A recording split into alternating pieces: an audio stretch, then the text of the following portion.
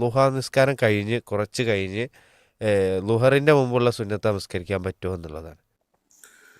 ലുഹാ നിസ്കാരത്തിനും അതുപോലെ തന്നെ ലുഹറിന്റെ നമസ്കാരം എന്നുള്ളതുകൊണ്ട് ഉദ്ദേശിക്കുന്നത് ലുഹറുമായി ബന്ധപ്പെട്ട റവാത്തിബ് സുന്നത്തുകളേക്കാൾ. അതിന് രണ്ടും രണ്ട് സമയങ്ങളാണ് നിശ്ചയിച്ചിട്ടുള്ളത്. അപ്പോൾ സമയം നിശ്ചയിക്കപ്പെട്ടിട്ടുള്ള സുന്നത്ത് നമസ്കാരങ്ങളാണെങ്കിൽ ആ സമയത്തിന് മുമ്പ് അത് നമസ്കരിച്ചാലും ശരിയാവില്ല, അതിന് ശേഷം നമസ്കരിച്ചാലും ശരിയാവില്ല.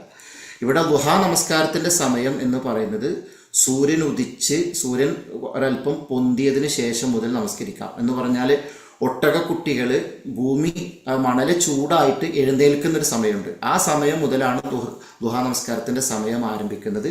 അത് സൂര്യൻ അതിൻ്റെ മധ്യത്തിൽ നിന്ന് തെറ്റുന്നത് വരെ ഒരു 12 മണി ഒക്കെ ആകുന്നത് വരെ എന്ത് ചെയ്യാം, ദുഹാ നമസ്കാരം നമുക്ക് നിർവഹിക്കാവുന്നതാണ്.